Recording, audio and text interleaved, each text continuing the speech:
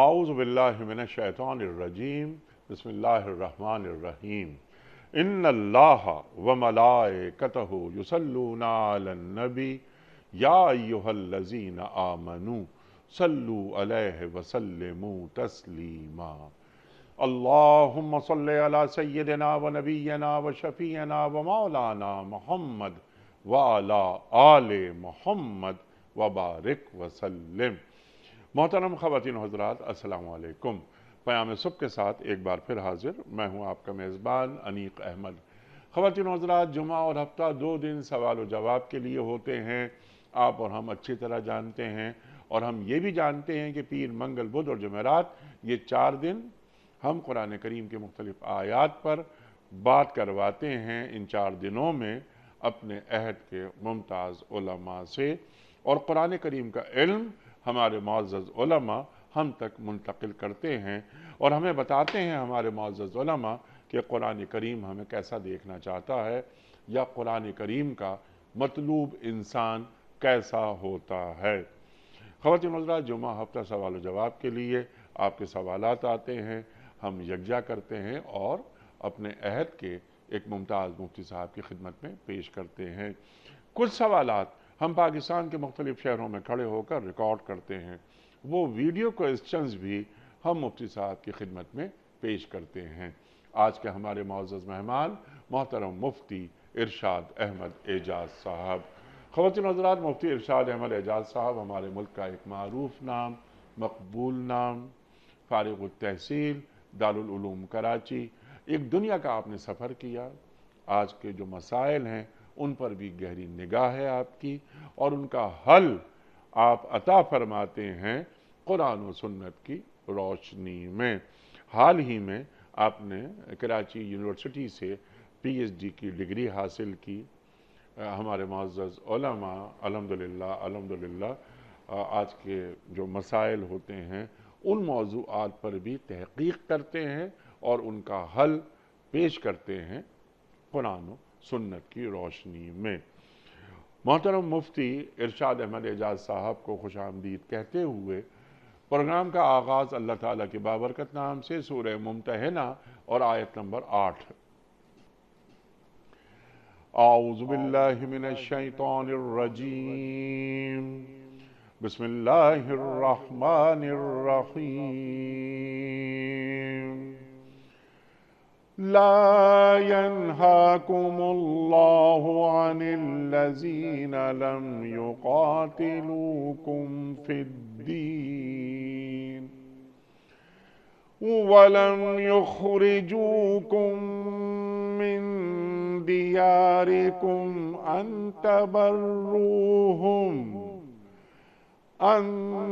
تبروهم وتقسطوا إليهم إن الله يحب المقسطين۔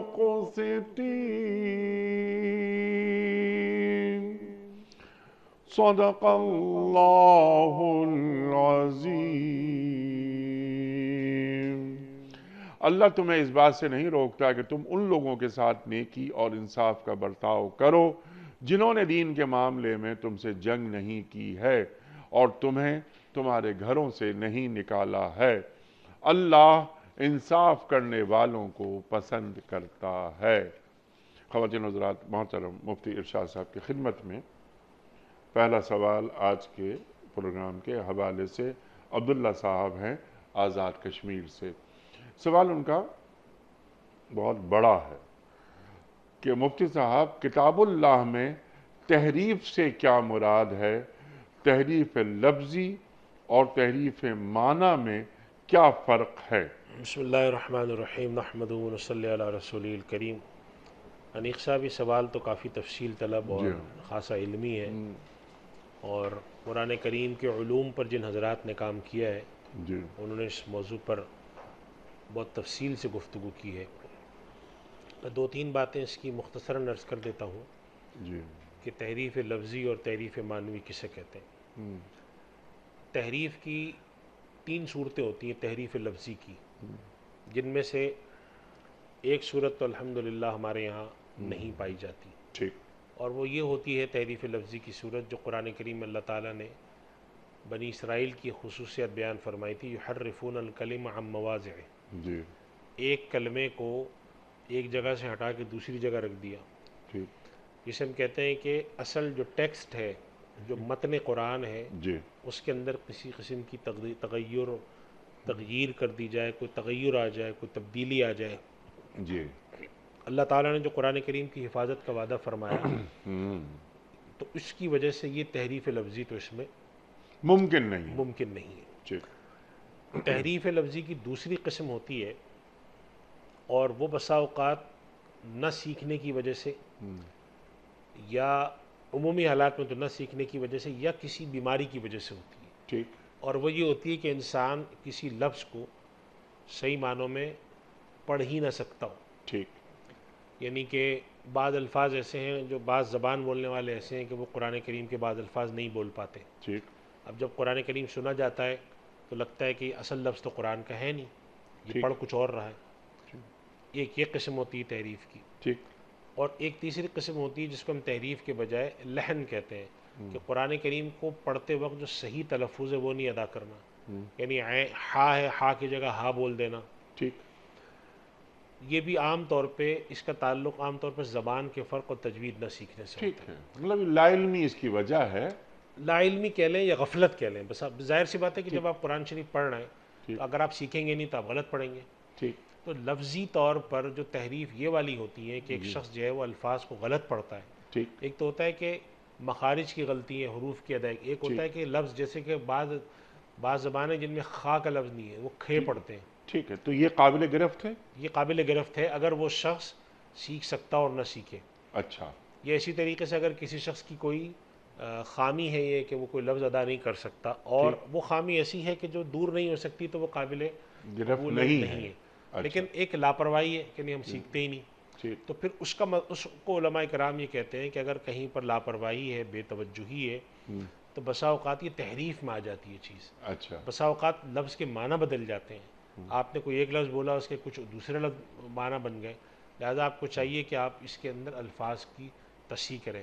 اور تیسرا جو درجہ ہے، ہم نے اپنے بزرگوں کو دیکھا وہ سختی کرتے تھے، کہ جیسے قتل کا لفظ ہے، اب بعض زبانوں میں قاف کا لفظ اتنا پر کر کے نہیں پڑھا جاتا، وہ کاف پڑھ دیتے ہیں، جی، اقیم الصلاۃ۔ اقیم الصلاۃ، تو کہتے تھے یہ بھی تحریف کی قسم ہے، ٹھیک اگرچہ لحن ہے، لیکن جب آپ نہ سیکھتے ہیں، نہ اس پر اصرار بھی ہے آپ کا، تو کہتے تھے قرآن کریم کو ایسے پڑھنے کی اجازت دی جائے کہ جس کے اندر آپ حروف کو صحیح ادا نہ کرتے ہوں، خا کو کھے پڑھتے ہوں، اور ہا کو ہے پڑھ دیتے ہوں، قاف کو کے کاف پڑھ دیتے ہوں، یا مجہول انداز میں قرآن کریم پڑھتے ہوں، خیر کا لفظ اس کو خیر پڑھتے ہوں۔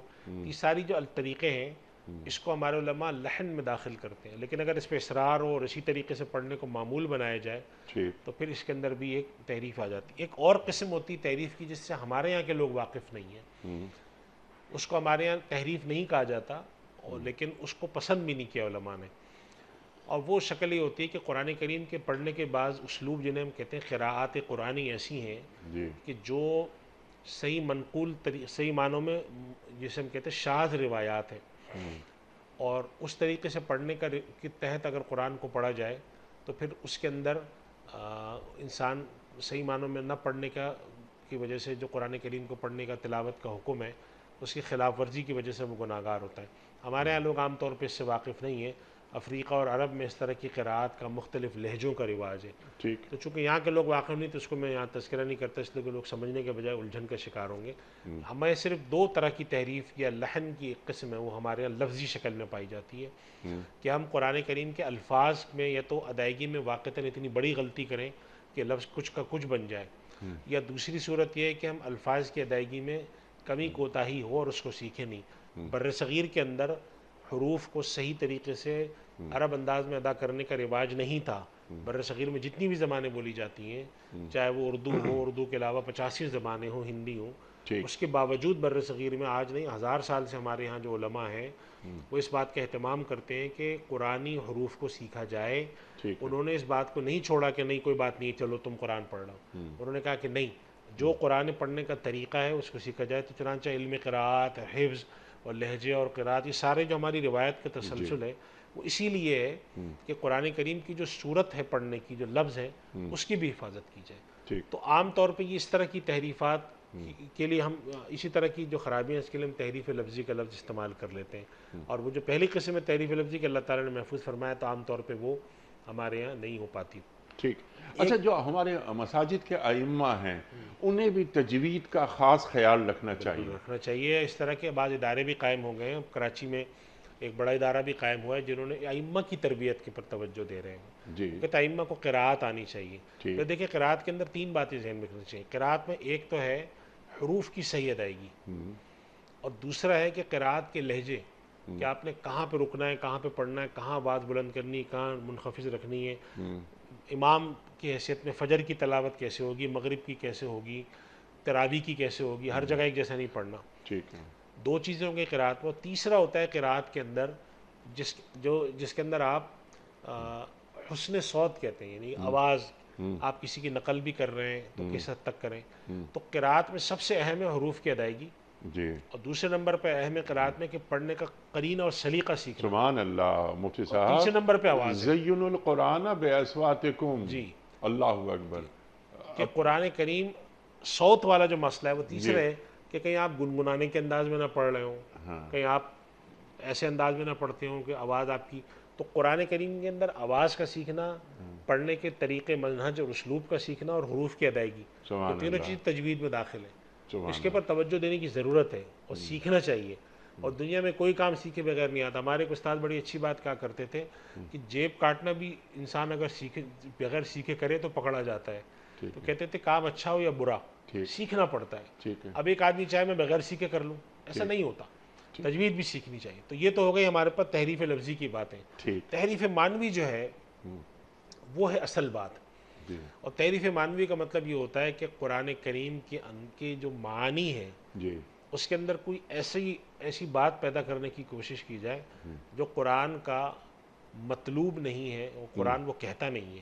ٹھیک، اب ہمیں کیسے معلوم ہو کہ قرآن کیا کہتا ہے؟ ٹھیک، تو اس کے لیے قرآن کریم کی تفسیر بالمأثور کا بڑا مشہور تصور ہے کہ قرآن کی تفسیر وہ قبول ہوگی جو امت میں ہمیں منقول ہوئی ہے، اور اگر آج کے دور کے لحاظ سے کوئی نئی بات آئی جی، تو ضروری ہے کہ وہ جو پچھلی روایت کا تسلسل ہے جی، اس سے متصادم بات نہ ہو۔ ٹھیک، یعنی کہ فرض کریں کہ ایک آدمی ہے، وہ آج کے ڈیجیٹل دور کے اوپر قرآن کریم کی کسی آیت سے کوئی استدلال کرنا چاہتا ہے، فرض کر لیتے ہیں، یعنی کہ جیسے مثال کے طور پہ بعض حضرات نے لکھا ہے کہ قرآن کریم میں اللہ تعالیٰ نے فرمایا کہ ہم ان کی زبانوں اور ان کو منہ کو بند کر دیں گے اور ان کے ہاتھ پاؤں ہمیں بتائیں گے یہ کیا کرتے تھے۔ وَتُكَلِّمُنَا أَيْدِيهِمْ وَتَشْهَدُ أَرْجُلُهُمْ، ان کے ہاتھ پاؤں ہمیں بتائیں گے کہ یہ کیا الٹے اور سیدھے کام کیا کرتے تھے، منہ سے وہ کچھ نہیں بولیں گے۔ اب اس بعض رات نے اس پہ کہا ہے کہ دیکھیں کہ اللہ تعالیٰ نے اس کے اندر کوئی کوڈ رکھ دیا ایسا، جیسے آج بھی انسان اگر مشین کو پتہ چلانا چاہے کہ اس نے کتنے ایکشن پرفارم کیے تو وہ ڈیٹا نکال لے۔ اب اس طرح کی جو تعبیرات ہیں اگر کوئی شخص کرتا ہے جو جدید دور کے لحاظ سے، تو اصول یہ ہے کہ وہ پچھلی کسی تعبیر سے متصادم نہ ہو، اس کے تحت آتی ہو تو کوئی بات نہیں، ٹھیک ہے بھائی ایک تعبیر یہ بھی ممکن ہے۔ ٹھیک، تو اسے کہتے ہیں قرآن کریم کی معصور اور منقول تفسیر، چونکہ دین اصل میں جو ہے وہ نقل ہے، دین اصل میں روایت ہے۔ تو اب تحریف معنوی کیا ہوتی ہے کہ بسا اوقات لوگ اس کے اندر تین طرح کی تعریف کرتے ہیں۔ ایک تو معنی بالکل بدل دیتے ہیں، یعنی کہ میں ابھی آپ کو حال میں ہی سناتا ہوں کہ میرے پاس 2 سال پہلے میرے بہت اچھے جاننے والے ایک صاحب ہیں، کسی بڑی کمپنی کے چیف ایگزیکٹو ہیں، تو ان کا فون آیا میرے پاس، کہنے لگا کہ میں بڑا پریشان ہوں، میری جو بیوی ہے ان کا کوئی بھانجا وغیرہ باہر سے آیا ہالینڈ سے، وہ صوفیزم پہ PhD کر رہا ہے۔ اس نے آ کر کہا ہے کہ خالہ آپ لوگ پتہ نہیں کیا ہے، ہر وقت یہ نمازیں اور اتنا زیادہ ہے یہ سب کرتے ہیں، قرآن کریم میں جو اللہ تعالیٰ نے اقیم الصلاۃ کہا ہے اس سے مراد یہ کیفیت ہے ہی نہیں، اس سے مراد تو ایک خاص حضوری قلب ہے، وہ اگر آپ کو حاصل ہے تو آپ ہر وقت نماز میں نہ کھڑی ہوں، کیا فرق پڑتا ہے؟ اب ظاہر بیچارے گھریلو خاتون تھی، انہوں نے اپنے شوہر کو فون کیا کہ میرا بھانجا پتہ نہیں کیا عجیب و غریب باتیں کر رہے ہیں، آپ کسی سے پوچھیں، آپ کے بہت سارے لوگ دوست ہیں۔ کیونکہ میرے پاس فون آیا، مجھ سے کہنے لگے میں نے بھی آج ہی پہلی دفعہ باتیں سنی ہیں۔ میں نے ان سے عرض کیا، میں نے کہا یہ قرآن کریم کے اندر صوفیزم کے یا تفسیر قرآن یا ماڈرن انٹرپریٹیشن آف قرآن کے نام پر جو تحریفیں ہوئی ہیں ان میں تحریف کی بدترین مثال ہے، اور اللہ کا شکر ہے امت میں اس کی تحریف کو قبول نہیں کیا گیا۔ ٹھیک، وہ کرتے کیا ہے کہ وہ کہتے ہیں کہ نہیں قرآن میں جو یہ کہا گیا نا اس کا یہ مطلب ہے، ٹھیک ہے، بالکل بدل دیتے ہیں۔ ٹھیک ہے۔ نہیں مفتی صاحب، ظاہر ہے آپ تو استاد ہیں ہمارے، قرآن کریم کی آیات اگر سمجھ میں نہیں آ رہی، جیسے اقیم الصلاۃ کی بات، تو صاحب قرآن سے رجوع کیا جائے نا، یہی میں عرض کر رہا ہوں کہ تفسیر تو اصل ہے، تفسیر کہ بالمعصور اللہ کے رسول منقول. صلی اللہ علیہ وسلم نے نماز کس طرح پڑھی. اصل یہ ہے امت میں صحابہ کرام کے زمانے سے آج تک جی امت نے قرآن سمجھنے کے لیے صاحب قرآن کی طرف رجوع کیا ہے. سبحان اللہ، سبحان اصول اللہ. تفسیر صاحب قرآن طے کرتے ہیں. اس کی تشریح اور دور کے لحاظ سے مختلف ہو سکتی ہے. میں نے اصولی بات عرض کی کہ جتنی بھی جدید تشریحات ہوں گی وہ ضروری ہے کہ جو پہلی تشریحات اور اصول و ضوابط صاحب قرآن نے بتا دی اس کے تحت ہوں، تابع ہوں. سبحان اللہ. اس کے تحت رہتے ہوئے آپ 50 قسم کی تشریح کر دیں اور آج تک ہوتی ہیں. اللہ کے رسول کیا فرما رہے ہیں صلی اللہ علیہ وآلہ وسلم کہ سلو کما رأیتمونی اصلی، نماز پڑھو اس طرح جس طرح تم نے مجھے نماز پڑھتے ہوئے دیکھا. تو صاحب قرآن کو مائنس کر کے نعوذ باللہ کبھی دین سمجھ میں آ ہی نہیں سکتا. صاحب قرآن کو مائنس کر کے انیس صاحب مائنس کرنے کا تصور بھی جو ہے نا جی وہ وہ گناہ کبیرہ ہے. گناہ تو خیر ہے ہی ہے، جی وہ ہے بھی بدعقلی. جی یعنی آج کے دور میں ہم کسی بڑے سائنٹسٹ کو جی جس نے کوئی بڑی ایجاد کی ہوں، جس نے ہمارے یہاں جو مختلف قسم کے فارمولے ہیں اور جو مختلف سائنٹیفک ریسرچ ہوئی ہیں، اس میں جس آدمی نے جو تھیوری پیش کی ہو اس کو ہم آج تک پیچھے نہیں ہٹاتے. ٹھیک. یہ نہیں کہتے ہم کہ یہ شخص بے معنی ہو گیا ہم سے. تو اس وجہ سے جو لوگ دین لانے والے کو، جبکہ دین کی اساس ایکسپیریمنٹ پہ نہیں ہوتی، نقل پہ ہوتی ہے، جی ٹریڈیشن پہ ہوتی ہے، جی ان کو اگر کوئی شخص بے معنی قرار دے دے اور کہے کہ بھئی یہ تو جو لائے تھے یہ تو بس ایک طرف، اب ہم براہ راست سیکھیں گے، جی ہاں تو اس سے بڑا بدعقل. جی ہاں. جیسے وہ صاحب جو کہ ہالینڈ سے آئے، پی ایچ ڈی وہ کر رہے ہیں صوفیزم میں، انہوں نے نماز کی جو ادائی ہے اس کی تعریف ہی بدل دی. تو قرآن کریم میں خالہ، انہوں نے اپنی خالہ سے کہا کہ اقیم الصلاۃ کا مطلب یہ ہے ہی نہیں. نعوذ باللہ، نعوذ باللہ. تو سرکار دو عالم صلی اللہ علیہ وآلہ وسلم کے عمل کو وہ حجت کیوں نہیں بنا رہا، حالانکہ پی ایچ ڈی کر رہا ہے. یہی میں عرض کر رہا ہوں کہ وہ پی ایچ ڈی کا جو اصل مقصود ہے، جی بظاہر تو یہ لگتا ہے، باقی اللہ کو معلوم ہے، اس کا مقصود تعلیم و تعلم نہیں ہے، اس کا اصل مقصود تشکیک ہے. جب آپ جانتے ہیں بہتر مجھ سے زیادہ، آپ کا دنیا میں سفر ہے، کہ آج کے دور میں جو دنیا میں بڑی بات یونیورسٹیز کا اس پہ فوکس ہے کہ مسلمانوں کے ساتھ ہم نے جو مختلف قسم کی جنگیں کی ہیں، تہذیبی جنگیں کی ہیں، علمی کی ہیں، تو ایک علمی جنگ کا بڑا پہلو ہے جو کہ خاصا قدیم ہے، مستشرقین کے زمانے سے اورینٹلسٹ اپروچ والا ہے. اور اس کو آپ آج سے اگر 100 سال پہلے سے بھی ملا لیں تو اس کا پورا جو خلاصہ اور کرکس ہے وہ تشکیک ہوتا ہے. جی ہاں کہ کسی بھی شخص کو آپ پڑھائیں، لکھائیں، کچھ بھی کریں، اس کے اندر تشکیک پیدا کریں. تو الہاد پیدا کرنا، تکفیر پیدا کرنا، تشکیک پیدا کرنا، یہ مختلف فکری جنگ کی مختلف جہات ہیں. اور یہ تحریف معنوی تشکیک کی طرف لے کے جاتی ہے. ایک بہت بڑا ہتھیار ہے. اور تحریف معنوی سب سے پہلے اللہ کے کلام میں اور پھر اب اس کے بعد حدیث میں بھی کر دو.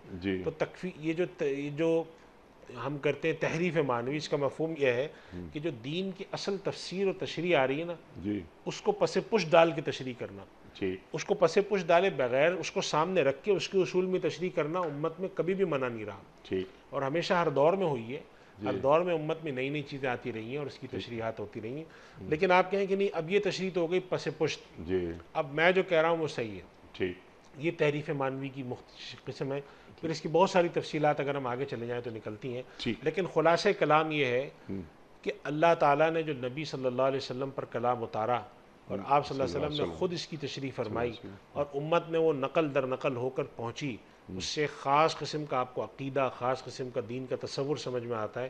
وہ دین کی اساس ہے. اس سے بغاوت کرنے والا یا اس سے 100% متصادم کوئی بھی نظریہ ہوگا وہ تحریف ہے. یہ بات ٹھیک ہے کہ جب کوئی چیز آپ تک منتقل ہو کر آتی ہے تو اس کے اپنے اندر بھی اختلاف ہوتے ہیں، لیکن وہ اختلاف جسے ہم کہتے ہیں اصولی نہیں ہوتے، وہ تشریحی ہوتے ہیں، یہ فروعی ہوتے ہیں. یعنی آج بھی جتنی بھی امت میں اختلافات صحیح، لیکن اللہ پر، قرآن پر، کعبے پہ تو سب متفق. اس کی ذیلی تشریحات میں اختلاف ہو سکتا ہے، لیکن اگر ایسی کوئی تشریح لا کے پیش کر رہا ہے جس کے تحت وہ کہتا ہے کہ دین جو ہے نا وہ ریاست کو مطلوبی نہیں ہے، یا کوئی آ کر کہتا ہے کہ اللہ کے نبی صلی اللہ علیہ وسلم نے جو کچھ بھی کام کیا یا دعوت دی وہ آپ کی حیات تک وہ خاص تھی، لیکن آپ کی حیات کے بعد اب امت کے لیے امت دعوت کے بجائے امت تبلیغ کا تصور موجود ہے، دعوت نہیں دیں گی وہ دوسروں سے جا کے. تو اس قسم کی جو تحدیدات ہیں جب ہم اس کو قرون اولیٰ سے جب ملاتے ہیں کہ اللہ کے نبی صلی اللہ علیہ وسلم صحابہ کے بعد کے ادوار مسلمانوں کے غلبے کے دور ان میں ہمیں یہ باتیں نہیں ملتی. تو اس کا مفہوم یہ ہے کہ ساری باتیں دین کے اندر شامل کی جا رہی ہیں, دخیل ہیں. تو یہ وہ تصورات ہیں جو تحریف منوی کے تحت آتے ہیں, اور آج کل اس کا بڑا غلبہ ہے. الہات کے شکل میں جدت پسندی کے نام پہ, تجدید کے نام پر ایسی بہت ساری چیزیں ڈالی جاتی ہیں. ٹھیک ہے. اچھا, سوال اب یہاں پر آپ کی خدمت میں یہ پیش کر رہا ہوں کہ اللہ تعالیٰ نے حفاظت قرآن کا وعدہ کیا ہے, جس جانب آپ نے اشارہ بھی فرمایا, یعنی انا نحن نزلنا الذکر و انا لہ لحافظون. اللہ نے قرآن کریم اور کسی کتاب, وہ خواہ آسمانی ہو یا غیر آسمانی, حفاظت کا وعدہ اللہ نے نہیں کیا. تو جس طرح لفظ کی حفاظت کا وعدہ اللہ نے فرمایا ہے, تو کیا اسی طرح معنی کی حفاظت کا بھی وعدہ اللہ نے فرمایا ہے؟ دیکھیے, لفظ کی حفاظت پر تو سب کا اتفاق ہے کہ لفظ کی حفاظت پہ تو اللہ تعالیٰ نے کا وعدہ ہے. ٹھیک. معنی کی حفاظت پر بھی ہمارے علماء کی رائے یہ ہے اتفاقی طور پہ کہ جب من حیث المجموع اس کے معنی نکلتے ہوں گے دین کے, توحید ہے, عقیدہ آخرت ہے, اللہ پر ایمان ہے, اور حلال حرام کے اصول ہیں, عبادات کا تصور ہے, اس کی اللہ تعالیٰ امت میں حفاظت فرمائے گا. چنانچہ امت ان معاملات کو پس پش ڈالنے کے معاملے میں کبھی بھی گمراہ نہیں ہوگی. ٹھیک. یعنی اصلاً یہ چیزیں حلال اور حرام کے تصورات جو کہ دین سے ہمیں ملے, ٹھیک, اللہ اس کی حفاظت فرمائے گا قرآن سے جو ملے, ٹھیک ہے. توحید کی, آخرت کی. جی, اور اللہ کے رسول صلی اللہ علیہ وسلم کا فرمان یاد آ رہا ہے کہ میری امت کی اکثریت کبھی گمراہی پر جی, یکجا مراد نہیں یہی ہے ہوگی کہ عملی طور پر کوتاہی ہو, جی, سستی ہو, سہل پسندی آ جائے, لیکن حلت حرمت کی بات تک معاملہ نہیں جائے گا. آپ کسی سے بھی پوچھیں گے بھئی کیا کرتے ہو, کہے گا صاحب غلط کرتے ہیں ہم, ٹھیک, صحیح کام یہ ہے ہم نہیں کرتے. ٹھیک. تو ایک یہ ہے کہ اس معنی میں اللہ تعالیٰ نے کی جو دوسری بعض روایات آتی ہیں کہ اللہ تعالیٰ نے جو حفاظت کا وعدہ کیا ہے اس سے مراد یہ والی حفاظت بھی ہے کہ لفظ کی شکل میں بھی اور معنی کی شکل میں بھی, لیکن اس کے اوپر عمل کی شکل میں یا اس کی تفصیلات میں کی تفصیلات اور تشریحات کے اوپر اس کے اندر ظاہر ہے کہ امت کے اندر کمی کوتاہی ہو سکتی ہے, لیکن من حیث المجموع کوئی چیز خراب کر دی جائے یا کوئی شخص آ کے پورے من حیث المجموع بدل دے, حلال کو حرام, حرام کو حلال کر دے, دین کا تصور بگاڑ دے, تو اللہ تعالیٰ اس امت میں اللہ کے نبی صلی اللہ علیہ وسلم کی دعا کی برکت سے اللہ تعالیٰ اس امت کو ایک عصمت اجتماعی کی شکل میں رکھتے ہیں کہ امت مجموعی طور پہ گمراہ نہیں ہوتی. مجموعی طور پہ گمراہ نہ ہونے کے بارے میں پھر عرض کروں جو بات آپ نے فرمائی کہ اکثریت گمراہ نہیں ہوگی, حرام چیزوں کو حرام ہی سمجھیں گے, عمل کے رخ پہ کتنی کوتاہی کیوں نہ کریں, اور قیامت تک, اور قیامت تک انشاءاللہ یہ امت رہے گی. یعنی قیامت تک جو قرآن نے فرما دیا, صاحب قرآن نے فرما دیا, وہ حرام قیامت تک کے لیے حرام ہے اور حلال قیامت تک کے لیے حلال ہے, اور یہ اس کے ماننے والے بھی موجود رہیں گے. اصول تو یہ توریت اور انجیل میں بھی ہے. جی, حضرت عیسیٰ علیہ السلام جب تشریف لائے تو جو آپ نے حرام قرار دیا تو اللہ کے نبی صلی اللہ علیہ وسلم کی آمد تک وہ چیز ویسی ہی تھی, اور جن لوگوں نے اللہ کے نبی پر ایمان نہیں لاتے تو ان کے حق میں وہ چیز تا قیامت وہی ہے. لیکن اگر ایک آدمی حضرت عیسیٰ علیہ السلام پر, حضرت موسیٰ علیہ السلام پر ایمان لاتا ہے اور ان کے حلال کیے ہوئے کو حلال اور ان کے حرام کیے ہوئے کو حرام نہیں سمجھتا, تو اس کا مطلب یہ کہ وہ اپنے یہاں تحریف معنوی کا عملی طور پر مظاہرہ کر رہا ہے. ہمارے دین میں اللہ کے نبی صلی اللہ علیہ وسلم کے ماننے والوں میں جو عصمت اجتماعی کا ہمارے علماء کی رائے ہے وہ یہ ہے کہ اس امت کے بارے میں اللہ کے نبی صلی اللہ علیہ وسلم نے بہت ساری ایسی باتیں فرمائی ہیں جس سے معلوم ہوتا ہے امت کے اندر بھی حالات بہت خراب ہوں گے. آپ نے فرمایا جو پچھلی قوموں نے حرکتیں کی تم بھی وہی کرو گے, حتیٰ کہ اگر وہ کسی گوہ کے بل میں گھس جائیں تو تم بھی جا گھسو گے اس میں, اور اس طرح کی اور بہت ساری ہیں. اس سے معلوم ہے کہ امت کا ایک بڑا طبقہ یا امت میں ایک بہت ایسا بڑا حصہ ہوگا جو کہ ایسے کاموں میں چلا جائے گا جو دین کے بالکل خلاف ہوں گے. لیکن اس کے باوجود جیسے ایک روایت میں آتا ہے کہ اللہ کے نبی صلی اللہ علیہ وسلم فرماتے ہیں کہ میری امت کے اندر اللہ ایک ایسے طبقے کو باقی رکھے گا کہ جو تا قیامت اللہ کے وعدہ آنے تک وہ اسی کے اوپر قائم رہیں گے, کسی چیز سے ان کو خوف نہیں ہوگا, کوئی ڈرانے والا ان کو ڈرا نہیں سکے گا, کوئی ان کو تنگ کرنے والا تنگ نہیں کر سکے گا, حتیٰ کہ وہ. تو اس کا مطلب یہ ہوا کہ اللہ کے نبی صلی اللہ علیہ وسلم پر جو اللہ نے قرآن کریم اتارا ہے اس کی معنوی طور پر, اصولی طور پر اس معنی میں ضرور حفاظت ہوگی کہ اس کی بنیادی جو عقائد, بنیادی اوامر اور احکام ہیں اس کی حلت اور حرمت اور اس کے اوپر ایمان امت میں برقرار رہے گا, عملی طور پر چاہے اس میں کتنی ہی کوتاہی کیوں نہ ہو جائے. اس معنی میں اگر ہم بعض اقوام, دوسری اقوام کو دیکھتے ہیں کہ ان کے یہاں حلت اور حرمت اب اپنی کتاب سے باہر آ چکی ہے, یہ چیز انشاءاللہ ہماری امت میں من حیث مجموع باہر نہیں آئے گی. کمزوری ایک الگ بات ہے, عملی طور پر نیچے چلے جانا. یعنی ایک مسلمان یا ایک اہل ایمان ناقص العمل تو ہو سکتا ہے جو اسے نہیں ہونا چاہیے، لیکن وہ ناقص الایمان نہیں ہو سکتا. ناقص الایمان انشاءاللہ امت کی اکثریت نہیں ہوگی. نہیں ہوگی. کچھ طبقات ہوں گے، کچھ گمراہ بھی ہوں گے، کچھ لوگ دین سے باہر بھی نکلیں گے. اللہ کے نبی صلی اللہ علیہ وسلم فرماتے ہیں کہ میرے پاس جب حوض کوثر پہ لوگ آئیں گے اور میں ان کو پانی پیش کروں گا تو مجھے روک دیا جائے گا، ان کو مت دیں، آپ کو نہیں معلوم کہ انہوں نے کیا حرکتیں کی ہیں. اس کا مطلب یہ ہوا کہ کچھ لوگوں کو اس وجہ سے بھی محروم کیا جائے گا کہ انہوں نے دنیا میں ایسے اعمال کیے ہوں گے کہ ساقی کوثر صلی اللہ علیہ وسلم کے ہاتھوں سے ان کو پانی نہیں ملے گا.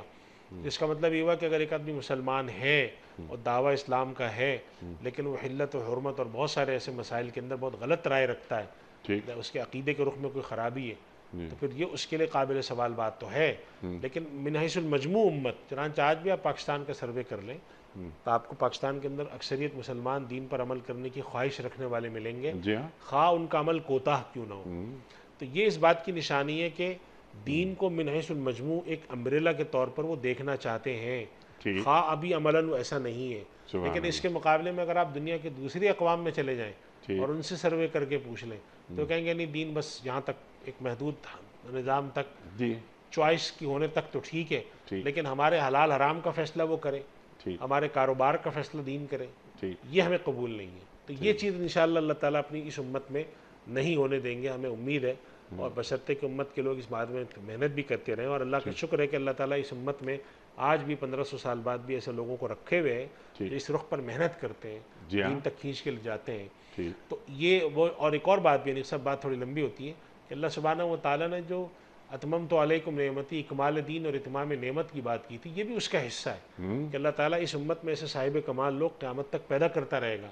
خود اللہ کے نبی صلی اللہ علیہ وسلم کی بشارت ہے کہ اللہ تعالیٰ میری امت میں 1000 سال میں یا 100 سال میں ایسے لوگ بھیجتا رہے گا جو دین کو تر و تازہ کر دیا کریں. جی بالکل. اور وہ تو آج بھی ہم بہت ساری مجدد جسے ہم کہتے ہیں، آج بھی ہمیں بہت سارے ایسے لوگ ملتے ہیں کہ ہم جب ان کے حالات زندگی دیکھتے ہیں تو معلوم ہوتا ہے کہ دیکھیں کیسے کیسے کارنامے انہوں نے کیے. سبحان اللہ سبحان اللہ. اس وجہ سے جو ہے وہ ہم ایسے افراد سامنے آتے رہیں گے اور جو امت کو اللہ اور اللہ کے رسول صلی اللہ علیہ وآلہ وسلم سے جوڑتے رہیں گے.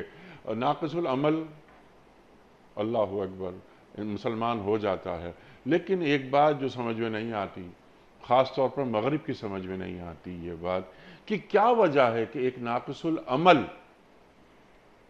مسلمان اپنے رسول صلی اللہ علیہ وآلہ وسلم سے جی جان سے زیادہ محبت کرتا ہے. وہ کرنا بھی چاہیے، کرنا بھی چاہیے. اور اس کی میں جیسے ایک پروگرام میں ہم نے پہلے بھی بات عرض کی تھی کہ ہمارے یہاں اصول فقہ کے علماء نے لکھا ہے کہ دین کا سارے کا سارا دار و مدار خبر نبی پہ. خبر سے مراد ہے جو نبی نے ہمیں بتایا. اس لیے نبی کی ذات جو ہوتی ہے وہ محور ہوتی ہے. اس پر ایمان ہمیں اللہ تعالیٰ کی توحید کس نے بتائی؟ اللہ کے نبی نے. اللہ کے نبی نے سکھایا کہ اللہ ایک ہے. تو ہمارا عقیدہ توحید ہو، ہمارا عقیدہ آخرت ہو، ہمارا عقیدہ رسالت ہو، یہ نبی کی ذات سے جڑا ہوا ہے. ٹھیک ہے مفتی صاحب، یقیناً جو آپ بات فرما رہے ہیں کہ دین دار نبوت سے شروع ہو کر دار نبوت پہ ختم ہو جاتا ہے. سبحان اللہ سبحان اللہ. ایک سوال اس ذیل میں، سوال ذرا لمبا ہو گیا اور سوال در سوال، وہ آپ سے ہم جو سیکھنا چاہ رہے ہیں وہ یہ کہ بہت سارے رسول اولو العزم پیغمبر تشریف لائے، اللہ کی جانب سے آئے، کتاب بھی ساتھ آئی، شریعت آئی، لیکن کسی بھی رسول کا امتی اپنے رسول سے اتنی محبت نہیں کرتا جتنی مسلمان کرتا ہے، کلمہ گو کرتا ہے. اس کی وجہ کیا ہے؟ دیکھیے انیس صاحب، ایک تو ہم اگر دیکھیں کہ جتنے بھی بڑے انبیاء آئے، حضرت موسیٰ علیہ السلام کو ہم دیکھ رہے ہیں، حضرت عیسیٰ علیہ السلام بڑے انبیاء میں سے. اگر ایک شخص ان کے پر ایمان مکمل نہیں رکھتا تو وہ پھر محبت نہیں کر سکتا ان سے. اور ان کی ایمان کی دعوت کا تقاضا یہ تھا کہ اللہ کے نبی صلی اللہ علیہ وسلم سے محبت کی جائے. تو جو لوگ ان انبیاء پر ایمان رکھتے ہیں ان کا ایمان اپنے نبی پر مختلف قسم کے تعصبات کا شکار ہے اور ادھورا ہے. ہمارے جو لوگ الحمدللہ نہ اپنے نبی صلی اللہ علیہ وسلم پر ایمان رکھتے ہیں، ایک تو یہ کہ شروع سے یہ بات ان کے ڈالی گئی. آپ دیکھیں ہم جب روضہ رسول پہ اللہ تعالیٰ حاضری کی توفیق دیتا ہے تو وہاں پہ لکھا ہوا ہوتا ہے، قرآن کریم میں اللہ سبحانہ و تعالیٰ حکم دیتے ہیں، اے ایمان والو اپنی آواز تک نبی کے آگے مت اٹھاؤ. تو جب ادب کا یہ تعلیم پہلے دن سے وہ سیکھتے ہوئے آتے ہیں اور یہ سمجھتے ہیں کہ ہمارا دین کا محور یہی ہے، ملجا اور ماوا اس معنی میں یہی ہے کہ ہماری شفاعت بھی ان کے پاس ہے، ہم تک دین ان سے پہنچا ہے، اور پھر خود نبی کریم صلی اللہ علیہ وسلم کی تعلیم سامنے آتی کہ تم میں سے کوئی اس وقت تک کامل مومن نہیں ہو سکتا جب تک کہ میں تمام لوگوں سے اس کی نظر میں محبوب نہ ہو جاؤں. ٹھیک ہے. تو پھر اس کا تقاضا اس کے دل میں یہ پیدا ہوتا ہے کہ میں نبی سے محبت کروں. جی. اور یہ تعلیم، اس طریقے کا تعلق میں سمجھتا ہوں کہ کسی اور امت میں اپنے نبی سے خاص طور پہ آج کل کے حالات میں پیدا نہیں کیا جاتا. ٹھیک ہے. اچھا، اس کی وجہ کہیں یہ تو نہیں کہ کسی بھی رسول، کسی بھی پیغمبر کے پورے حالات زندگی سامنے نہیں ہیں؟ رول ماڈل کے طور پر سوائے ہمارے رسول صلی اللہ علیہ وآلہ وسلم کے کسی اور کی زندگی ایک کامل نمونہ ہو ہی نہیں سکتی، کیونکہ کسی رسول پیغمبر کے 2 سال، کسی کے 4 سال، کسی کے 6 سال وہ سامنے آ رہے ہیں. مسیح علیہ السلام، اللہ اکبر، ان کو مانے بغیر ہمارا ایمان مکمل نہیں ہو سکتا. 2-2.5 سال سے زیادہ کی تاریخ سامنے ہی نہیں ہے. تو سرکار دو عالم صلی اللہ علیہ وآلہ وسلم کی حیات مبارکہ کا ایک ایک لمحہ اللہ تعالیٰ نے محفوظ کرا دیا. کیا ایک وجہ یہ بھی ہو سکتی؟ جی بالکل انیس صاحب، بلکہ میں اس سے آگے تھوڑی سی بات عرض کروں. اللہ کے نبی صلی اللہ علیہ وسلم، اللہ کے نبی کے بڑے صحابہ، اور جن لوگوں نے نبی صلی اللہ علیہ وسلم کے قول اور فعل کو محفوظ کرنے کی کوشش کی، یعنی محدثین، جی ان تک کی حیات ہمارے پاس جی محفوظ ہے. جی تو چہ جائے کہ سرکار دو عالم آپ صلی اللہ علیہ وسلم کی تو وسلم. شخصیت بہت بڑی اللہ ہے. اکبر. یعنی کہ آج اگر کوئی آدمی آپ سے پوچھنا چاہے کہ امام بخاری کے حالات زندگی بتاؤ، ٹھیک. تو امام بخاری رحمۃ اللہ علیہ کہ آپ جس زمانے میں وہ طالب علمی کا سفر کرنے نکلے ہیں اس وقت سے لے کر حالات آپ کو ٹھیک. کہاں رہے، کیسے رہے، جو علم اسماء الرجال ہے. جی جی. تو اس کا مطلب یہ، اس وجہ سے اگر ہم دیکھیں کہ روایت اور ٹریڈیشن اور نقل کے معاملے میں اللہ کے نبی صلی اللہ علیہ وسلم کی جو امت ہے وہ پچھلی امتوں کے مقابلے میں اتنا آگے ہے، جسے ہم کہتے ہیں نا سریا جتنا فرق ہوگا شاید. تو یہ باتیں بالکل اس میں شامل ہیں کہ جب یہ سب چیزیں سامنے ہوتی ہیں پھر اللہ کے نبی صلی اللہ علیہ وسلم سے محبت بچپن میں خمیر میں گوندی جاتی ہے، اور گوندی جانی چاہیے. تو پھر اس کے نتیجے میں ایک آدمی کے دل میں اللہ کے نبی صلی اللہ علیہ وسلم کی ایسی محبت ہوتی ہے اور ہونی چاہیے.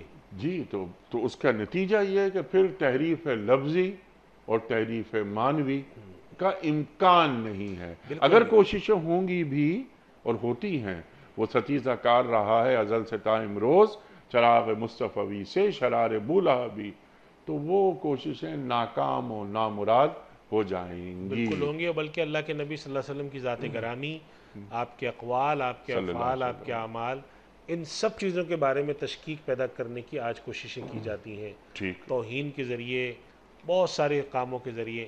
لیکن یہ دراصل قرآن کریم میں اللہ سبحانہ و تعالیٰ نے ایک بات ارشاد فرما دی، وَكَذَلِكَ جَعَلْنَا لِكُلِّ نَبِيٍّ عَدُوًّا مِّنَ الْمُجْرِمِينَ وَكَفَىٰ بِرَبِّكَ هَادِيًا وَنَصِيرًا. اللہ تعالیٰ فرماتے ہیں کہ ہر نبی کے دشمن جو ہیں وہ مجرمین یعنی جرم کرنے والے اللہ کی نظر ان میں سے ہی ہوتے رہے ہیں.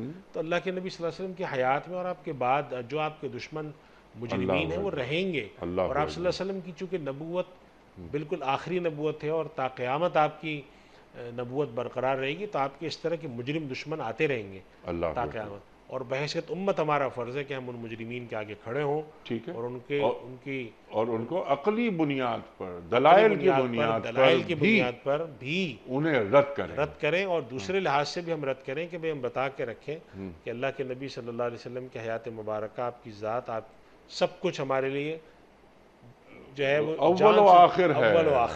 اور جو ہماری آنے والی نسلیں ہیں ان کو بھی بچانا ہے، محفوظ رکھنا ہے کہ ان کے ذہن میں کوئی تشکیک نہ آئے. ہمارے نوجوان سوالات اٹھاتے ہیں بہت سارے، تو جو دین پیش کرنے والے ہیں کم از کم وہ علمی سطح ان کی اتنی بلند ہو کہ ہمارے نوجوانوں کے سوالات کو پہلی بات تو یہ کہ وہ سمجھ سکیں اور اس کے بعد انہیں شافی جواب دے سکیں. انہیں لاجواب نہ کریں، انہیں قائل کریں. مفتی صاحب بہت تفصیل سے آپ نے جواب عطا فرمایا. راشد فاروقی صاحب کا سوال: میں نے اپنی بیوی کو 1 طلاق دی اور پھر 2 مہینے کے بعد دوسری طلاق دی، تیسری طلاق نہیں دی ہے. دوسری طلاق کے بعد 6 مہینے گزر گئے ہیں. میری بیوی میرے ہی گھر میں میرے ساتھ رہتی ہے. کیا ہمارا ساتھ رہنا شریعت کی روح سے جائز ہے؟ اور کیا ہمیں ساتھ رہنے کے لیے پھر سے نکاح کرنا پڑے گا؟ ان کی بات سے یہ لگ رہا ہے ساتھ رہنے سے مراد اگر ان کی یہ ہے کہ عام میاں بیوی جیسے رہتے ہیں ویسے جی رہ رہے ہیں، تو اس کا مطلب ہے انہوں نے 2 طلاقیں دے دی ہیں اور رجوع بھی کر لیا ہے، جی چونکہ تفصیل تو واضح نہیں کہ ایک ساتھ جی کیسے رہتی ہیں وہ۔ بعض دفعہ ایسا ہوتا ہے کہ لوگ طلاق دیتے ہیں اور بچے بڑے ہوتے ہیں تو وہ اپنی بیوی کو بھیج دیتے ہیں کہ تم اوپر رہو، میں نیچے رہوں گا۔ ٹھیک فرض کر لیں کہ 2 منزلہ گھر ہے، ایک ٹھیک صاحب نے اپنی بیوی کو طلاق دی اور کہہ دیا کہ بھائی صحیح تم اوپر رہو، میں تمہارے ساتھ نہیں رہوں گا، تم الگ رہو مجھ سے، اوپر بچوں کے ساتھ رہو، یہ بیٹیاں اوپر ہیں بیٹا نیچے ہے، میں نیچے رہوں گا، اور کوئی آپس میں کوئی تعلق نہیں کوئی، تو پھر تو ایک الگ بات ہے۔ لیکن اگر عام حالات میں ایک آدمی نے اپنی بیوی کو طلاق دی اور پھر وہ ساتھ جیسے رہتے ہیں ویسے رہ رہے ہیں، اگر ایک ہی کمرے میں سوتے ہیں، کھانا پینا ساتھ ہے، تو پھر تو اس کا مطلب یہ کہ انصاف نے عملاً اپنی بیوی سے رجوع کر لیا ہے۔ اچھا اب جب دوسری طلاق دی اس کے بعد بھی انہوں نے ان کے ساتھ ہی رہ رہے ہیں تو عملاً رجوع ہو گیا ہے۔ اچھا اچھا 2 طلاقوں کے بعد رجوع کر سکتے ہیں، اس میں نکاح کی ضرورت نہیں ہوتی۔ اچھا البتہ اب اگر انہوں نے خدا نخواستہ کوئی اور طلاق دے دی تو پھر یہ 3 طلاقیں ہو جائیں گی، اچھا اور یہ 3 طلاقیں جتنے بھی ہمارے یہاں علماء کرام ہیں ان سب کی رائے میں 3 طلاقیں ہوں گی۔ ہاں تو اس وجہ سے ان کو چاہیے کہ اب اس میں احتیاط کریں، اور اس کے جو انہوں نے رجوع کیا ہے اپنی بیوی سے اس کے لیے اثر انہوں نکاح کی ضرورت نہیں ہے۔ لیکن اگر جو انہوں نے سوال ہے چونکہ بہت زیادہ واضح نہیں ہے، اب اگر وہ سمجھتے ہیں کہ اس سے جواب سے ان کی تشفی نہیں ہو رہی تو پھر ان کو چاہیے کہ وہ سوال میں تفصیل سے لکھیں کہ پہلی طلاق کے بعد جب یہ ساتھ ہی رہتے رہے، الگ رہے، ساتھ رہے، کیسے رہے، تو پھر اس صورت میں، اور پھر یہ کہ دوسری طلاق دی اس کے بعد 6 مہینے گزرے تو اس 6 مہینے کیسے رہے، ساتھ الگ رہے، تو اگر فرض کریں کہ ایسی کیفیت ہے کہ انہوں نے رجوع نہیں کیا اور عدت گزر گئی تو پھر ان کو اپنی بیوی کے ساتھ رجوع کرنے کے لیے نکاح کرنا پڑے گا۔ اچھا لیکن اگر رجوع انہوں نے عدت کے دوران کر لیا تھا تو نکاح کی ضرورت نہیں ہے۔ ٹھیک جو پھر سوال سے سمجھ میں آ رہا ہے، سوال چونکہ مختصر ہے، سمجھ میں یہ آ رہا ہے کہ انہوں نے طلاق دی اور پھر بیوی کو الگ نہیں کیا، نہ ان کو کہیں اور بھیجا، نہ کچھ کیا، ساتھ ہی رہتے رہے، تو ٹھیک عملاً یہ رجوع ہے۔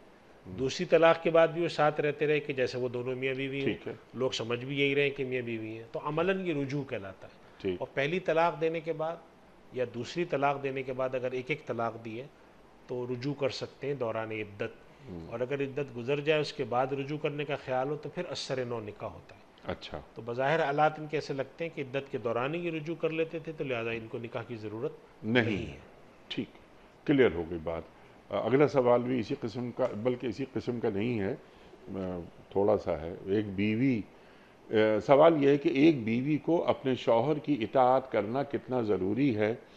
کیا یہ ضروری ہے کہ بیوی شوہر کی ہر بات بلا دلیل کے مانے؟ کیا بیوی اپنے شوہر کی اجازت کے بغیر اپنے بوڑھے باپ سے ملنے جا سکتی ہے؟ دوسرے شہوار صاحبہ۔ دیکھیں میں انیق صاحب اس پہ پہلے تو مسئلے سے پہلے میں آپ کو تھوڑا سا رہن سہن کے طریقے بتاؤں جی گا۔ ہمارے یہاں اس قسم کے سوالات جبھی پیدا ہوتے ہیں جب میاں بیوی میں ہو رہی ہو لڑائی۔ ٹھیک اللہ تعالیٰ نے جو دنیا میں رشتے بنائے ہیں، دنیا کا کوئی رشتہ بھی صرف قانونی بنیادوں پہ نہیں چلتا۔ ان اللہ یأمر بالعدل والاحسان، سبحان اللہ اللہ عدل یعنی کہ قانون کے مطابق برابر انصاف کے تقاضوں پر بھی عمل کرنے کا حکم دیتا ہے اور بڑھ کے کرنے کا بھی۔ اور دنیا میں سب سے زیادہ عدل و احسان کا جو تقاضا جو رشتہ کرتا ہے اللہ وہ میاں بیوی کا۔ اب بات یہ آ جاتی ہے کہ بیوی اپنے شوہر کی اجازت کے بغیر کیا نہیں کر سکتی اور ہر بات اس کی مانے، تو یہ تو ظاہر سی بات ہے کہ میاں بیوی دو مختلف شخصیات ہوتے ہیں، ان میں آپس میں 10 چیزوں میں اختلاف ہوتا ہے۔ تو ایسا تو نہیں ہے کہ ہر چیز جو ہے انسان، فرض کریں کہ کھانے کی کوئی چیز بیوی کو نہیں پسند، اب شوہر کہتا ہے تم پسند کرو، تو اس کا کیا ماننا ضروری ہے؟ قطعاً ضروری نہیں ہے۔ صحیح تو دین نے کوئی ایسی تعلیم نہیں دی ہے کہ ایک آدمی آ کر کہے کہ میں شوہر ہوں لہذا میں جو کہوں الٹا کہوں سیدھا کہوں غلط کہوں صحیح کہوں تمہیں تو ماننا پڑے گا اچھا اس لیے کہ تم بیوی۔ ایسی دین کی کوئی تعلیم نہیں ہے۔ اسی طریقے سے جو یہ کہنی ہے کہ بوڑھے ماں باپ سے اگر میں ملنے جانا چاہتی ہوں، تو اگر بوڑھے ماں باپ سے ملنے وہ ایسے طریقے سے جانا چاہتی ہیں کہ جس میں شوہر کا کوئی بڑا حرج نہیں ہے، تو شوہر کو نہیں روکنا چاہیے ماں باپ سے ملنے۔ لیکن بسا اوقات چونکہ ایک ہی رخ ہے نا تصویر کا، بعد دفعہ دوسری طرف سے شکایت آتی ہے، وہ شکایت آتی ہے کہ وہ صاحب شکایت کرتے ہیں کہ شادی شدہ ہے میری، ظاہر میری بیوی ہے، شادی شدہ زندگی بسر کر رہی ہے، بچے ہیں، لیکن وہ دن کا 5 گھنٹے اپنے ماں باپ کے پاس رہتی ہے۔ تو مجھے اس پہ سوال ہونے لگا ہے کہ میں نے کہا ٹھیک ہے، دنیا میں ہر ماں باپ کو ضرورت ہوتی ہے، لیکن اب اگر تم اپنے دن کے 5 گھنٹے وہاں گزارا کرو گی، مثال کے طور پہ صبح 11 بجے یا دن 12 بجے سے لے کر شام 6 بجے تک وہاں گزارو گی، تو میرا اپنا گھر تو سارا دھرم بھرم ہوگا. تو میرے گزارش ہے کہ میرے بغیر پوچھے مت جاؤ. تو ان چیزوں کو اس طریقے سے کرنا چاہیے. مسئلے مسائل پوچھنے کے بجائے یہ کہیں کاؤنسلنگ والوں کے پاس چلے جائیں، وہاں مسئلے زیادہ حل ہوں گے. میں اس طرح کے سوالات کے عمومی طور پہ جوابات نہیں دیتا، اس لیے کہ یہ سوال کے جواب کسی بھی رشتے کا قانونی جواب اس رشتے کو توڑ دیتا ہے. اس میں جیسے ہم کہتے ہیں تڑخ جاتا ہے وہ رشتہ. صحیح بات ہے، تو بالکل. کسی بھی رشتے کا قانونی جواب نہیں ہوتا. قانونی جواب تو جاتے ہی آخر میں. سبحان اللہ کہ محض قانونی بنیاد پر رشتوں کو دوام حاصل نہیں ہوتا، کبھی بھی نہیں ہوتا، ٹوٹتے ہیں، ٹوٹ جاتے ہیں. تو وہ جو آپ نے بات فرمائی قرآن کریم کی آیت ہے نا، عدل اور احسان. عدل تو ٹھیک ہے، ہو گیا معاملہ عدل کا، لیکن ذرا بڑھ کر. بلکہ ایک اور بات ہے انیق صاحب، اللہ تعالیٰ نے بھی کاؤنسلنگ کا حکم دیا ہے. جی قرآن کریم میں اللہ تعالیٰ فرماتے ہیں کہ اگر ان کے درمیان جھگڑا ہو تو حکما من اہلی و حکما من جی ہاں، ایک کسی کو مقرر کر دیں فیصلہ کرنے والے کو، لڑکی والوں کی طرف سے بھی لڑکے والوں کی طرف سے. سبحان اللہ. اگر معاملات آگے ہم جو دو بات آدمی میاں بیوی حل نہیں کر سکتے تو پھر آگے جائے آگے جو بڑی عجیب بات قرآن کریم میں فرمائی، ان یریدا اصلاحا یوفق اللہ بہ. اللہ اکبر. اگر یہ چاہتے ہیں کہ معاملہ سیٹ ہو جائے تو اللہ تعالیٰ ضرور اس میں توفیق. تو اس کا مطلب یہ ہوا کہ اگر کہیں پر معاملہ اتنا آگے جا رہا ہے. اور میں ایک اور بات علی صاحب عرض کروں، اور تھوڑا سا سوال بڑا ہوتا جواب میں وقت لگ رہا ہے. ہمارے یہاں اگر آپ کاؤنسلنگ کی بات کریں یا کسی کو بٹھانے کی، تو لوگ کہتے ہیں یہ دیکھو تم نے چوک پر جا کے اپنی ہانڈی پھوڑ دی ہے جی ہاں، اور یہ 10 لوگوں کے سامنے ذلیل کیا. ان چیزوں کو، یا مثال کے طور پہ خدا نخواستہ کسی کے ساتھ سائیکولوجیکل کوئی پرابلم ہو، یا کوئی مثال کے طور پہ کسی کے ساتھ کوئی سیکسول پرابلم ہو، تو لوگ ان چیزوں کو ڈسکس کرنے کو عیب سمجھتے ہیں. جی ہاں، حالانکہ اس میں کوئی عیب کی بات نہیں ہے. نہ کوئی اگر ڈسکس کرے اس کو معیوب بنائے، اور کوئی ڈسکس کرنا چاہتا ہے اس کو بھی نہیں عیب سمجھنا چاہیے.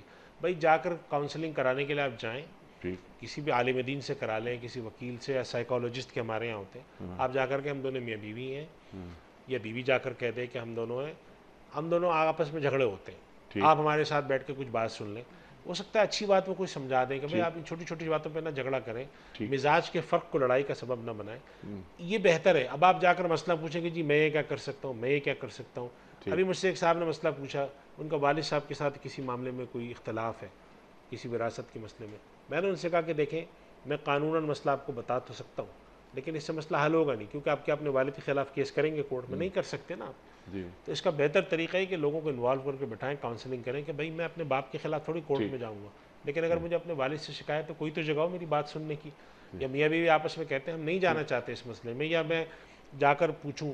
بھائی دیکھیں شوہر، اگر ہم نے تو ایسے ہی دیکھا کہ خدا نخواستہ باپ کی طبیعت یا سسر کی طبیعت خراب ہوتی تھی تو شوہر کی طرف سے ہوتا تھا بھائی جاؤ اپنے باپ ہے تمہارے خدمت کرو، میرے لیے تو سسر ہے تمہارے لیے تو والد ہے. تو ہمارے یہاں تو عمومی طور پر لوگ نہیں منع کرتے ہیں، لیکن اگر معاملہ بسا اوقات یا تو آپس میں ان دونوں کا مزاج میں اتنا آپس میں لڑائی ہوتی ہے، یا کوئی نہ کوئی ایسی مبالغہ امیزی مزاج میں ہوتی ہے جس کے نتیجے میں پھر وہ چلے جاتے ہیں قانونی اس پر حد بندی پہ کہ جی میرا کیا حق ہے اور اس کا کیا حق ہے.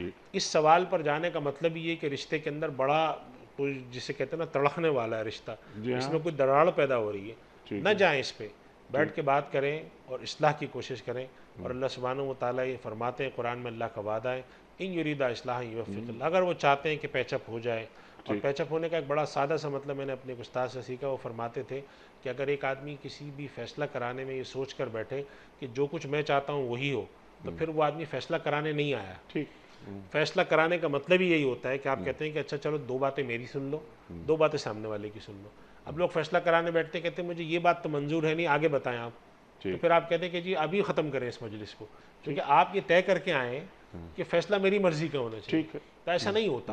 تو جہاں پر کاؤنسلنگ ہو، جہاں پر مشاورت ہو، مجلس صلح ہو، وہاں پر آپ بیٹھ کے بات کریں کہ اچھا جی میں اپنے مزاج کے برخلاف 4 باتیں میں یہ برداشت کروں گا، 4 باتیں میری میں ہی برداشت کروں.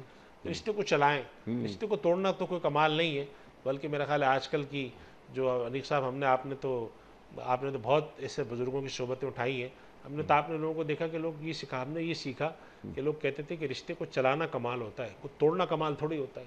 یہ بھی کوئی کمال ہوگا کہ آپ نے رشتہ توڑ دیا، وہ بھی 25 سال 30 سال پرانا، کہ جی ہمارا مزاج نہیں مل رہا. تو لوگ کہتے یہ جو ہمارے یہاں کہا جاتا تھا نا، ہمارے یہاں کچھ ایک غلط تصور پیش کیا جاتا تھا کہ ہمارے بڑے کہتے تھے کہ تم ایک دوسرے کے ساتھ ظلم ہو، گھٹن میں رہو لیکن ساتھ رہو. یہ تعلیم نہیں تھی. اصل تعلیم یہ ہوا کرتی تھی کہ رشتوں کو نبھانا سبحان یہ اللہ. کمال انسانیت ہے. اور یہ عدل کی بنیاد پر نہیں بلکہ احسان کی بنیاد پر. توڑ آپ نے دینا، بات فرمائی تڑپ دینا. کاؤنسلنگ کی، جائیں بات کریں کسی سے، میاں بیوی دونوں جیسے آپ فرما رہے تھے.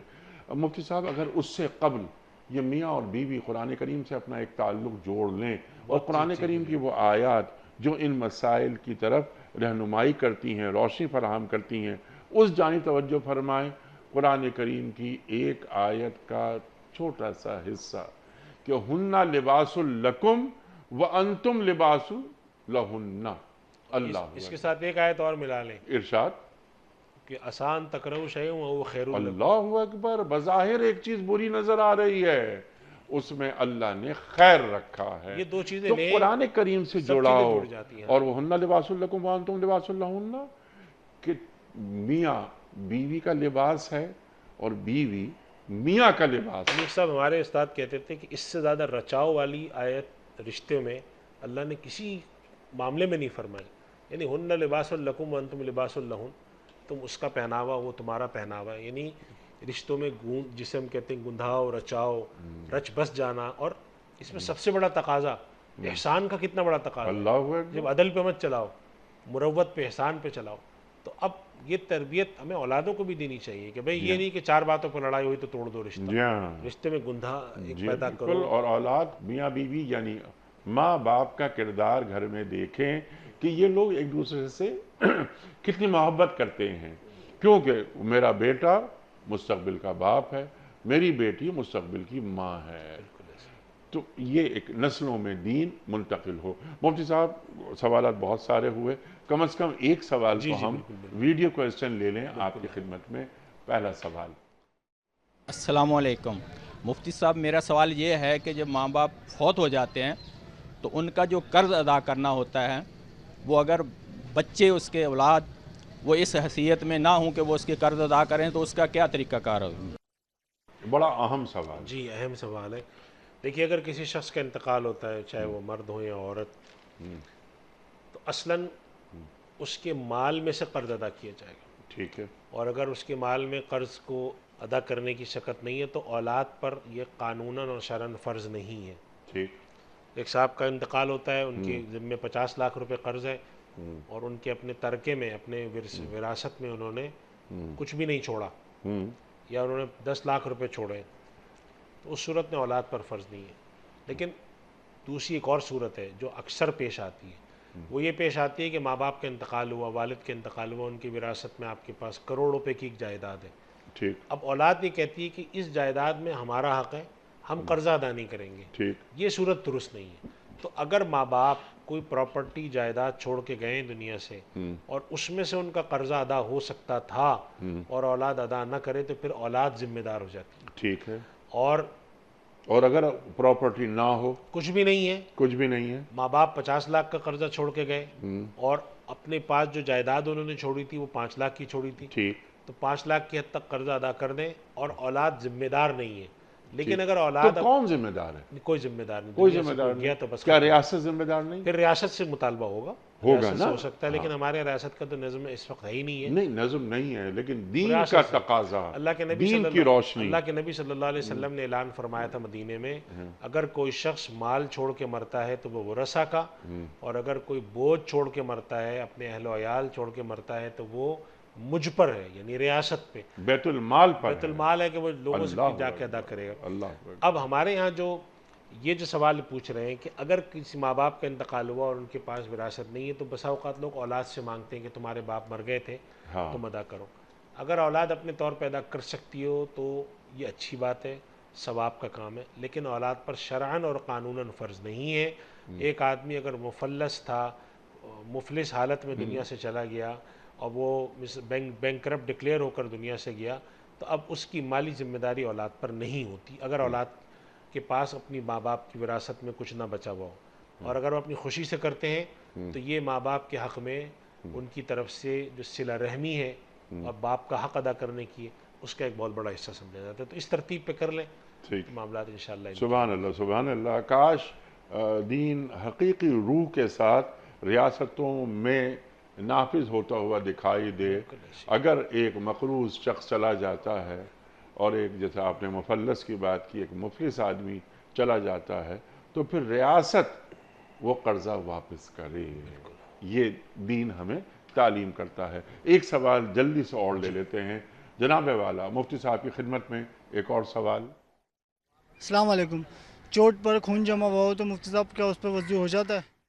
دیکھیں یہ جو چوٹ لگتی ہے نا، جی جی ایک تو خون ایسا ہوتا ہے جو اس میں سے صاف ہو سکتا ہے، ٹھیک، یعنی کہ خون بہہ کر اس پر ہے تو اس کو تو صاف کر دینا چاہیے، ہاں اور ایک یہ ہوتا ہے کہ جو اندر تک کی کھال کٹ جاتی ہے تو ایک خون سا نظر آ رہا ہوتا ہے، جی جو صافائی کے قابل نہیں ہوتے، صاف کریں پھر آ جاتا ہے، تو پھر وہ زخم کا حصہ ہے، ٹھیک، اور اس کے اوپر اگر ڈاکٹر نے کہا ہے کہ آپ پٹی باندھ دیں تو پٹی باندھ کے رکھیں، اور اگر ڈاکٹر کہتا ہے کھلا رکھیں تو اس کے اوپر وضو گیلا ہاتھ نہ لگائیں، تو اس پر وضو کرنے کی ضرورت نہیں ہے، ہلکا سا نم ہاتھ اوپر سے ایسے بھی پھیر لیں تو وضو ادا ہو جاتا ہے۔ بس اس ترتیب پہ دیکھ لیں کہ ٹھیک اگر ہے، وہ خون ایسا ہے کہ صاف ہو کر آرام سے ہو سکتا ہے تو پھر خون نہیں چھوڑنا چاہیے، اس پہ نہیں ہو سکتا، زخم کا حصہ ہے تو ٹھیک، پھر کوئی حرج کی بات نہیں، اس کے ساتھ وضو نماز دونوں ہو جاتی ہے۔ دونوں ہو جاتے ہیں۔